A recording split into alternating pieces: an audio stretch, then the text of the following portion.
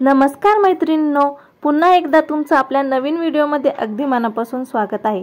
आजचा आपला व्हिडिओ हा आपल्या सगळ्यांच्या जवळचा किंवा आपली एखादी मैत्रीण, आई, बहीण या सर्वांना उपयुक्त ठरणार आहे।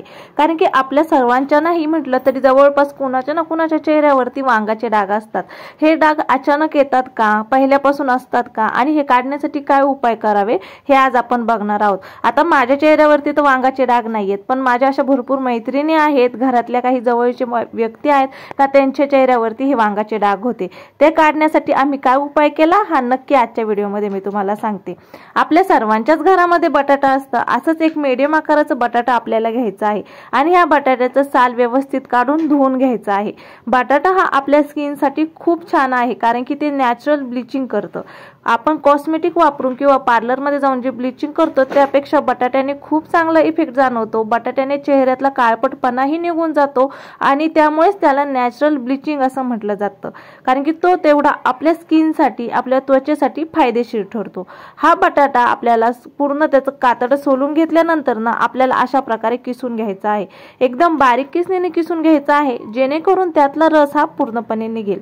हा व्हिडिओ बघताना जर तुमच्या काही कमेंट असतील, तुम्हाला काही जर अनुभव सांगायचे असतील डागाच्या बाबतीतले तर नक्की सांगा, कारण की हे जे वांग असतात हे खूप कष्ट करून किंवा खूप सारे क्रीम्स लावूनही जात नाही, पण हा इफेक्ट इतका पॉवरफुल आहे की माझ्या जवळच्याच म्हणजे रिलेटिव्ह मध्ये म्हणा किंवा मैत्रिणींमध्ये म्हणा याचा इफेक्ट खूप लवकर जाणवलेला आहे। बाहेर दवाखान्यांना अनेक पैसे वाया घालण्यापेक्षा अशा घरगुती वापरानेच आपले वांग नक्की जाऊ शकतात। बटाटा किसून झाल्यावरती आपल्याला अशा प्रकारे त्यातला रस काढून घ्यायचा आहे। पूर्ण रस व्यवस्थित जितका शक्य होईल तितक्या प्रेस करून तुम्हाला काढून घ्यायचा आहे।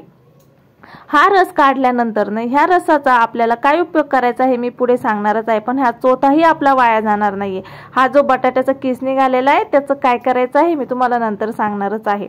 हे बघा, हे अशा प्रकारे ज्यूस सारखं निघाल्यानंतर त्यात आपल्याला एक अर्धा लिंबू किंवा एक लिंबाची फोड तरी आपल्याला त्यात पिळून टाकायची आहे।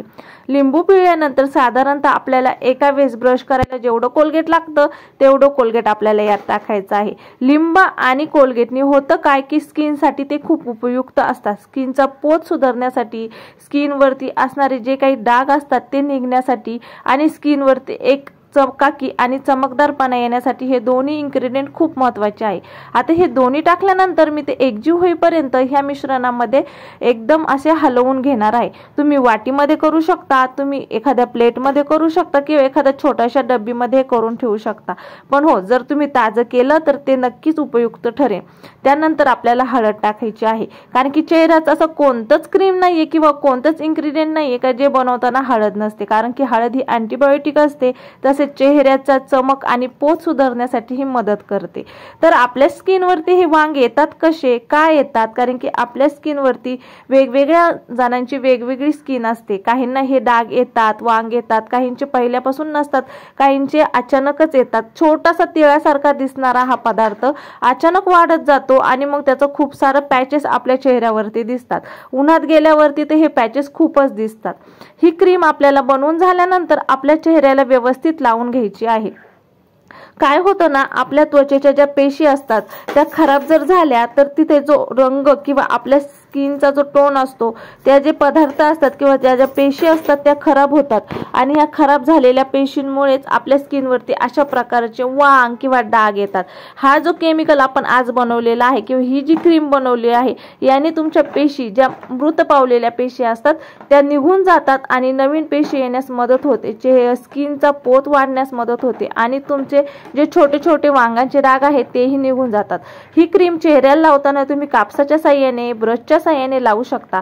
अशा प्रकारे तुम्हाला एक थर न देता एक 2 किंवा 3 थर एकाच वेळेस चेहऱ्यावरती द्यायचे आहेत आणि चेहऱ्यावरती पूर्ण ते सुकून द्यायचे आहे आणि त्यानंतर ना आपल्याला फ्रेश थंड पाण्याने चेहरा धुवून घ्यायचा आहे। तुम्ही बघू शकता पूर्ण चेहऱ्याला लावून घेतलेला आहे मी, फक्त डोळ्याच्या खाली थोडंसं कमी प्रमाणात लावा। चेहरा धुतल्यानंतर तुम्हाला आपोआपच चेहऱ्यामध्ये एक थोडासा सॉफ्टनेसपणा जाणवेल। जरी तुम्हाला वांग नसतील तरी तुमच्या चेहऱ्यातला ताजेपणा किंवा चेहऱ्यातला टवटवीतपणा नक्की जाणवेल। तर व्हिडिओ कसा वाटला नक्की सांगा आणि व्हिडिओ कुठून बघतात तेही सांगा। Thank you, bye bye.